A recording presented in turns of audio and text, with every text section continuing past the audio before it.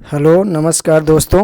आज मैं आपको कम्युनिकेशन के बारे में पढ़ाने जा रहा हूँ, जो कि कम्युनिकेशन के बारे में संपूर्ण जानकारी दूंगा। जो टीजीटी और पीजीटी नेट में पूछे जाते हैं क्वेश्चन, इसमें से लमसम 5 से 6 क्वेश्चन पूछे जाते हैं लगातार। तो आप लोगों को कम्युनिकेशन के बारे में जानकारी, संपूर्ण जानकारी, इम्पोर्टेंट टॉपिक बताऊंगा। तो नमस्कार दोस्तों, मैं आज आपको जैसे कि संप्रेषण एक प्रक्रिया है। संप्रेषण है क्या? संप्रेषण एक प्रक्रिया है। दो या दो से अधिक व्यक्तियों के मध्य तत्वों या विचारों या समितियों या भावनाओं का विनिमय किया जाता है। विनिमय का मतलब होता है एक दूसरे पर बस एक दूसरे संप्रेषण को एक दूसरे तक पहुंचाना। विनिमय का मतलब होता है कि भाषाओं या विचार या तत्वों को या भावनाओं को आपस में एक दूसरे को भेजना, उसी को ही विनिमय कहते हैं। तो आप लोग समझ रहे होंगे कि संप्रेषण क्या है। एक प्रक्रिया है जिसमें दो या दो से व्यक्ति अधिक टू वे कम्युनिकेशन होना जरूरी है, जिसमें से आप या तो तथ्य होंगे, या तो विचार होंगे, या अपनी ओपिनियन होगी, या तो भावनाएं हो सकती हैं। इसका आपस में क्या होता है? विनिमय होता है। विनिमय का मतलब कि आपस में एक दूसरे व्यक्ति को संदेश का एक सेंडर होता है, एक रिसीवर। एक व्यक्ति दूसरे व्यक्ति को जिस भाव से कह रहा उसी भाव से वो समझ रहा है, तो उसे क्या कहते हैं? संप्रेषण। ऐसे लुइस एलन एक व्यक्ति हैं जिन्होंने संप्रेषण को क्या बोला था? अर्थों का पुल। अर्थों का पुल उनका कहने का मतलब था कि दो व्यक्तियों के बीच आपस में संबंध जोड़ने का कार्य करे, उसको संप्रेषण कहते हैं। फिर इसके बाद आता है न्यूमैन। न्यूमैन तत्वों, भावनाओं और विचारों को पहुंचाना। न्यूमैन ने क्या कहा था? डेफिनेशन दिया था कि तत्वों, भावनाओं और विचारों को पहचानना। तत्वों और भावनाओं और विचारों को पहचानना मतलब जो तत्व हों या भावनाएं हों या विचार हों, एक दूसरे तक भेजना। जिस भाव से भेजा जा रहा है उस भाव से उस व्यक्ति के अंदर समझ में आ रही है बात कि नहीं आ रही, ये ज़रूरी है। फिर इसके बाद उन्होंने कहा था कि किथ डेविस ने कहा था कि संदेश समझ को ही क्या कहते हैं? संप्रेषण। संदेश, जिस भाव से संदेश भेजा जा रहा है उसकी अंडरस्टैंडिंग ही क्या कहलाती है? कम्युनिकेशन। संप्रेषण की प्राकृतिक या विशेषताएं, जैसे कि इसमें हम संप्रेषण की नेचर एंड कैरेक्टरिस्टिक्स के बारे में बात करेंगे कि संप्रेषण के क्या नेचर होते हैं और उसके क्या कैरेक्टरिस्टिक्स होते हैं। तो संप्रेषण एक सतत और व्यवस्थित प्रक्रिया है। संप्रेषण एक कंटिन्यू एंड ऑर्डरिंग प्रक्रिया है। संप्रेषण द्विमार्गी प्रक्रिया है। द्विमार्गी का मतलब टू वे कम्युनिकेशन है। यह एक गतिशील प्रक्रिया है। क्या है? कम्युनिकेशन एक गतिशील प्रक्रिया है। संप्रेषण के सिद्धांत एवं विचारधाराएं सार्वभौमिक प्राकृतिक की होती हैं। संप्रेषण एक मानवीय कार्य है। संप्रेषण क्या है?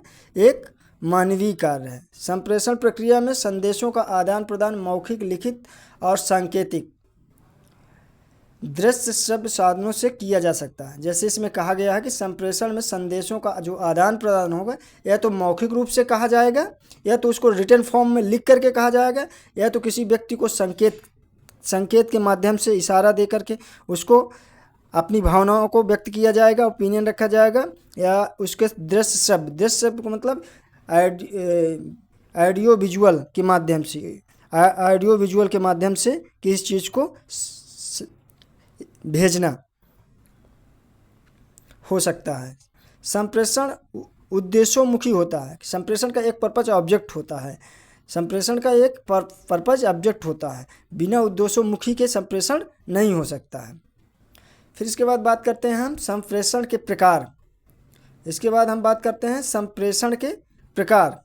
औपचारिक संप्रेषण। औपचारिक संप्रेषण किसे कहते हैं? औपचारिक संप्रेषण में संप्रेषणों का प्रवाह निर्धारित मार्ग द्वारा प्रवाहित होता है। जैसे कि एक क्रम से ऑर्डरिंग बेस पे चलता है, जैसे ए फिर बी फिर सी और डी, एक ऑर्डरिंग क्रम पे चलता है। इसके बाद आता है शाब्दिक संप्रेषण। शाब्दिक संप्रेषण दो प्रकार का होता है, या तो आपका लिखित संप्रेषण होगा या तो मौखिक संप्रेषण होगा, या तो आपका लिखित संप्रेषण होगा या तो आपका मौखिक संप्रेषण होगा। लिखित संप्रेषण में क्या होता है कि किसी भी वस्तु या तत्व या विचार या भावनाओं को हम लिख करके रिटर्न फॉर्म में ही एक व्यक्ति से दूसरे सेंडर तक हम भेजते हैं। मौखिक संप्रेषण में क्या होता है, मौखिक संप्रेषण में संदेश का प्रेषक जो है, प्रेषती जो रिसीवर होता है, दोनों आमने सामने होते हैं। इसमें शब्दों का उच्चारण करके संदेशों का आदान प्रदान किया जाता है। अच्छा नेतृत्व करने वाला व्यक्ति मौखिक संप्रेषण ही प्रभावशाली सिद्ध होता है। इसमें क्या होता है कि भ्रम और अस्पष्ट का निवारण तत्काल हो जाता है। अगर किसी प्रकार का फीडबैक जो है हमको तुरंत मिलता है। लिखित संप्रेषण का व्यवसाय के क्षेत्र में सर्वाधिक प्रयोग किया जाता है। अब इसके बाद हम बात करेंगे गैर शाब्दिक संप्रेषण। इसको हम सांकेतिक संप्रेषण भी कहा जाता है। इसको नॉन रिटन कम्युनिकेशन भी कहते हैं। इसमें इस प्रकार के संप्रेषण को सांकेतिक, मूक या अमौखिक या अशाब्दिक संप्रेषण भी कहा जाता है। इसको हिंदी में कई अर्थ हैं, जैसे कि इसका गैर शाब्दिक संप्रेषण, सांकेतिक संप्रेषण और मूक या अमौखिक या अशाब्दिक संप्रेषण भी कहा जाता है। 3-4 नामों से जाना जाता है। जैसे शरीर की भाषा। शरीर की भाषा का मतलब कि शारीरिक हाव भाव से ही किसी को संकेत करना, ये शारीरिक भाषा। या स्पर्श करके, जैसे कि छोटा बच्चा एक बार किसी चीज़ को स्पर्श करता है, उसको आग में या कि कहीं पर जल जाता है तो उसको स्पर्श नहीं करता, तो स्पर्श के माध्यम से कम्युनिकेशन को समझता है। कलात्मक भाषा। कलात्मक मतलब कला के माध्यम से किसी चीज़ को समझना। मौन भाषा। मौन मतलब होता है कि मौन हो जाना, किसी बात या भाव को लेकर के आप तत्व को आप स्पष्ट रूप से उस चीज़ को बोल नहीं रहे हैं, स्पष्ट नहीं कर रहे हैं, तो वहाँ पर ये कहा जाएगा कि मौन। मौन भाषा का मतलब शाब्दिक रूप से आप मौन हैं, किस चीज़ को लेकर साइलेंट हैं। समय भाषा। समय की भाषा का मतलब ये होता है कि समय के साथ साथ नई चीज़ें सीखना, इनोवेशन में जनरेट होना, या समय को आप पहचान जाएं। जैसे सपोज दैट कि कोई टाइम फिक्स होता है कि जैसे सपोज दैट कि मान के चलिए स्कूल का लंच लगने वाला, आप उससे पहले आप तैयार हो जाते हैं कि हमको खाना खाना है, घंटी लगने वाली है, 12 बजने वाली है, कोई घंटी बजाता है या नहीं बजाता, पर आप तैयार हो जाते हैं। तो वो एक समय का भाषा है कि आप समय से ही आप समझ जाते हैं कि क्या चीज़ होने वाली है। फिर इसके बाद हम आपसे बात करेंगे इसके बाद हम आपसे बात करेंगे संप्रेषण में ही अधोगामी संप्रेषण। उच्च अधिकारियों से निम्न कर्मचारी या अधिकारी की ओर क्या होता है, संप्रेषण किया जाता है। ऐसे संप्रेषण को क्या बोलते हैं, अधोगामी संप्रेषण बोलते हैं। श्रृंखला को क्रम के आधार पर व्यवस्थित किया जाता है इसमें। इसे आदेशात्मक या कर्मचारी संप्रेषण भी कहा जाता है। उदाहरण के लिए इसमें क्या होता है, सपोज दैट कि पहले संचालक मंडल होता है, फिर विभागीय प्रबंधक होता है, फिर इसके बाद इकाई प्रबंधक होते हैं, फिर इसके बाद पर्यवेक्षक कर्मचारी होते हैं। तो एक क्रम से रहता है, मतलब हायर लेवल से निम्न लेवल तक, ऊपर से नीचे के क्रम में चलता है।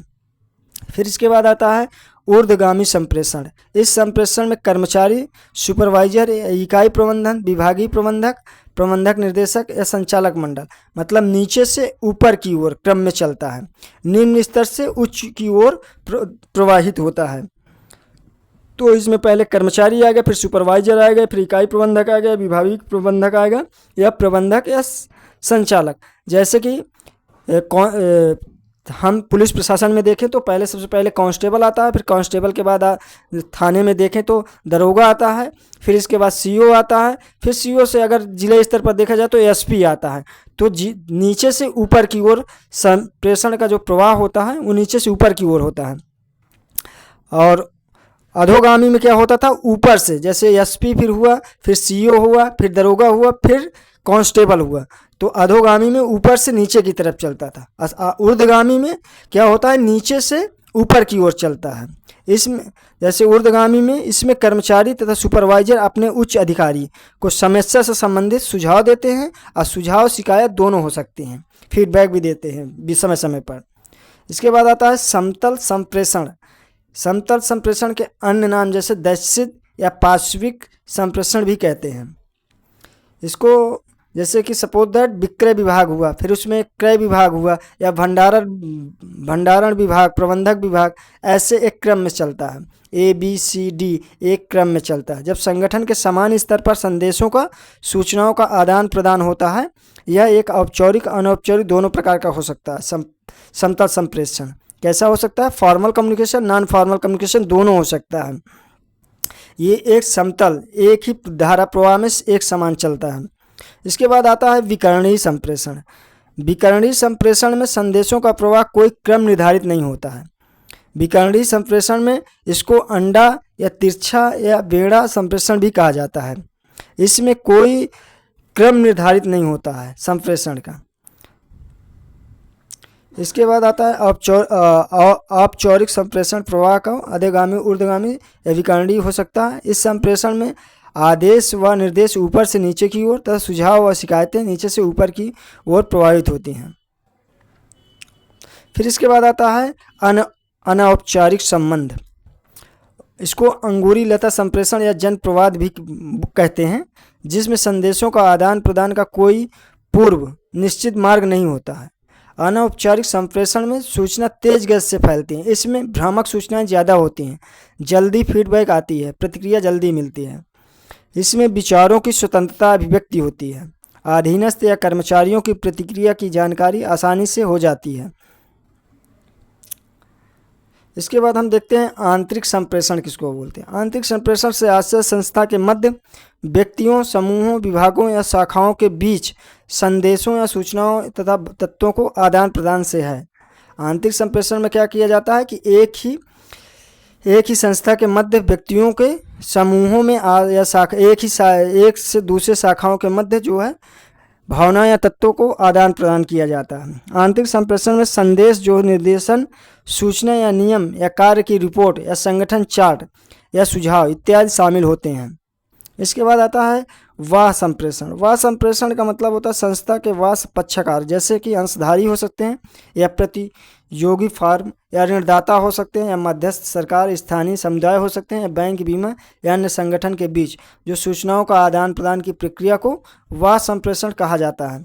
ऐसे व्यक्ति जो जैसे कि कंपनी हो गए, कंपनी के शेयर होल्डर्स हो गए, या कोई ऋणदाता हो गया, या उसके संबंधित जो बैंक हो गए, बैंक से संबंधित जुड़े व्यक्ति हो गए, ये सारे क्या होते हैं? वाह संप्रेषण में आते हैं। इसके बाद एक इम्पॉर्टेंट टॉपिक जो सबसे ज़्यादा पूछा जाता है वो है संप्रेषण की बाधाएं, कम्युनिकेशन बैरियर्स, जो सबसे ज़्यादा इम्पोर्टेंट है, जो संप्रेषण में ज़्यादा क्वेश्चन पूछे जाते हैं। तो संप्रेषण की बाधाएं, संप्रेषण की कम्युनिकेशन की बैरियर्स इसको बोलते हैं इंग्लिश में। तो सबसे पहले होती है भाषा या अर्थ की संबंधित बाधाएं। भाषा या अर्थ से संबंधित तात्पर्य ये है कि जो व्यक्ति जो जिस भाव से लिख रहा है या भेज रहा है, जिस अर्थ में वो समझ रहा है, दूसरा व्यक्ति उस बात को समझ पा रहा है कि नहीं। अगर नहीं समझ पा रहा तो वहाँ ये समस्याएं उत्पन्न हो जाएंगी। फिर दूसरे नंबर की संबंधित शोर संबंधी बाधाएं। यदि मान लीजिए कम्युनिकेशन शेयर करने वाले व्यक्ति और रिसीवर में बीच में अगर शोर की माध्यम बहुत तेज गति से है तो वहाँ पर रिसीवर सही बातों में उस चीज़ को रिसीव नहीं कर पाएगा। तो शोर संबंधी भी बाधाएं आपको संप्रेषण की बाधाएं एक तरीके की हैं। फिर इसके बाद आता है संस्कृति संबंधी बाधाएं। जिस संस्कृति या कल्चर को एक व्यक्ति फॉलो करता हो सकता है दूसरा व्यक्ति उस संस्कृति या कल्चर को न फॉलो कर पाए, तो हो सकता है वो उस चीज़ को समझने में बाधा उत्पन्न हो। तो ऐसी चीज़ों को ऐसी संस्कृति संबंधी बाधाओं को संप्रेषण संबंधी बाधाएं में आती हैं।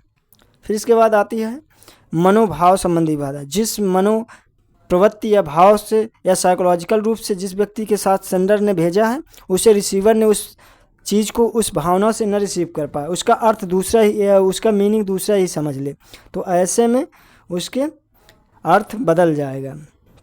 फिर इसके बाद आता है संगठन की संरचना संबंधित बाधा। सपोज दैट एक संगठन में या ऑर्गेनाइजेशन में मीटिंग चल रही है तो उसमें 10 व्यक्ति एक ही स्तर के नहीं हो सकते हैं शिक्षित, तो उसमें जो सेंडर्स भेज रहा है वो एक समान मान करके कम्युनिकेशन चीज़ों को बता रहा, तो हो सकता है कुछ व्यक्ति उस चीज़ को समझ पाएँ, कुछ व्यक्ति उस चीज़ को न समझ पाएँ, तो ऐसे में संगठन संबंधित बाधाएं हो सकती हैं। फिर इसके बाद आता है श्रवण या सुनने से संबंधित विवरण। श्रवण का मतलब होता है कि जैसे मान लीजिए कोई व्यक्ति आपको बता रहा है कोई टॉपिक या कोई चीज़ लेक्चर दे रहा है, तो आप सुन रहे हैं पर आपका दिमाग स्थिर नहीं है, आपका मन कहीं और है। आप सिर्फ सुन रहे हैं, आप उसको कंसंट्रेशन से सुन नहीं रहे हैं, समझ नहीं पा रहे हैं। कोई आपसे 10 मिनट बाद फिर या 2 मिनट बाद फीडबैक पूछता है कि आपने ये बात सुना है, बताओ इसका क्या मतलब अर्थ हुआ, तो आप उसको बता नहीं पाते। तो ये श्रवण या सुनने संबंधी बाधाएं हो सकते हैं। फिर इसके बाद आती है पर्यावरणीय संबंधी बाधा या वातावरणीय संबंधी बाधा। जिस वातावरण में या पर्यावरण में आप रहते हैं उस चीज़ को आप सही से समझ नहीं पाते या समझने में असक्षम हैं, उस वातावरण में आप ऑब्जर्व नहीं कर पाते हैं, तो हो सकता है वो कम्युनिकेशन आपके लिए बाधा उत्पन्न हो, आप उसको सही से न समझ पाएँ। इसके बाद आता है मानसिक संबंधी बाधा। मानसिक मतलब होता है आईक्यू लेवल आपका किस लेवल पर है, जो भेजने वाला सेंडर है उस किस लेवल की चीज़ें भेज रहा है, आप कितना उस चीज़ को रिसीव कर पा रहे हैं, सही से रिसीव कर पा रहे हैं कि नहीं, आपका आईक्यू लेवल कैसा है। तो ये भी एक बाधा उत्पन्न हो सकती है। फिर इसके बाद आती है मानवीय संबंध के अभाव की बाधा। मानवीय संबंधों के अभाव संबंधी बाधा में क्या होता है कि जो चीज़ें मानवीय संबंधित चीज़ें होती हैं उसमें संबंधित बाधाएं उत्पन्न हो सकती हैं। इसके बाद आता है कमज़ोर नेतृत्व की बाधाएं। यदि कम्युनिकेशन सेंडर में नेतृत्व की क्षमता जो है कमज़ोर है तो हो सकता है कि वो कम्युनिकेशन स्किल रिसीवर जो है उस चीज़ को रिसीव न कर पाए। तो ये सारी क्या होती हैं, कम्युनिकेशन बैरियर्स होती हैं। तो कम्युनिकेशन की बैरियर्स जो है आपको सबसे ज़्यादा प्रभावित करती हैं। तो ये क्वेश्चन आपको कम्युनिकेशन से बैरियर से संबंधित क्वेश्चन आपको बहुत ज़्यादा प्रश्न में देखे जाते हैं। तो दोस्तों आप लोग देखे होंगे कि कम्युनिकेशन से संबंधित जो इम्पोर्टेंट टॉपिक था वो मैं शेयर करने की कोशिश किया और बताया।